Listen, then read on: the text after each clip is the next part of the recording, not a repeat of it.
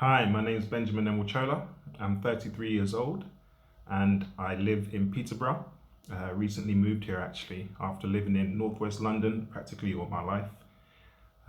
So I guess I'm going to talk about my experience playing football from between the ages of 11 and 16 when I was in school.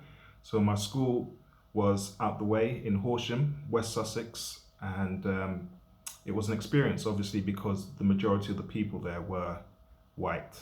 And I think out of 800 students, there was, I think 10% were ethnic minorities, and they were spread out across each year group kind of thing. So it was, yeah, really largely predominantly white. And sports was interesting because obviously our leagues played teams which were around the area, and it was very rare to see another black person or ethnic minority on the opposing teams. I played football at amateur level there, and one time I was playing and we were playing against this team, and the team were quite good and they were causing us trouble. It was quite a close game and I was playing up front, and one of the defenders was in my ear all the time, all the game, just trying to wind me up. And then at one point he says, all you can do is run, you effing monkey. And I lost it at that time. I went crazy, I went nuts. I was like, what are you saying?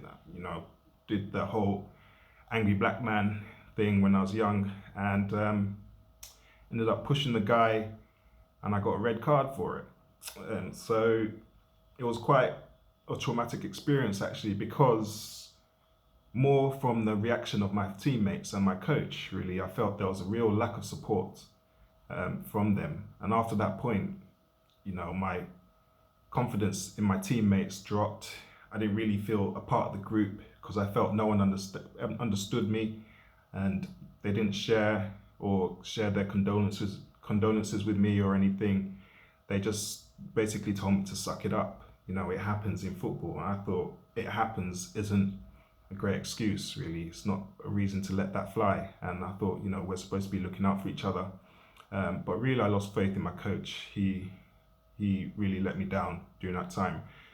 And going to a school which was predominantly white, it did really make me feel different. I thought every time I'm going to come across white people in sports, they're just going to use that just to wind me up, and just because they can and they can get away with it, and they'll have the backing of their parents who used to come along the sides and also shout similarly racist things, and we're told just to block it out. And I thought, you know, it's not fair, and it really hit my confidence. I didn't put as much effort as I wanted to. I wasn't really enjoying my sports. It stopped me from going to trials for local semi-professional teams, and it affected me for like a few years until I had to change my mentality and said, I'm not going to feel like a victim. You know, I'm going to wear it with pride. I think I really unified with my ethnic minority friends in the school to kind of get through it, because they all had similar stories as well. And so we all faced it and were just told to suck it up. But I think now more of these stories need to come out so we can have these awkward conversations and really bring to light some of the experiences that we face, because more often it always sounds, whenever we bring up race, it sounds like we're just using the race card as, I don't know, cheap thrills. And it's not that at all. It's not that at all. We're actually just sharing our experience. And for some reason, you know, it makes them feel uncomfortable, but they still feel entitled to make comments like it. So I think the more we speak, the more uncomfortable hopefully they get. And somehow, God willing, they change. But that's my story. Thanks.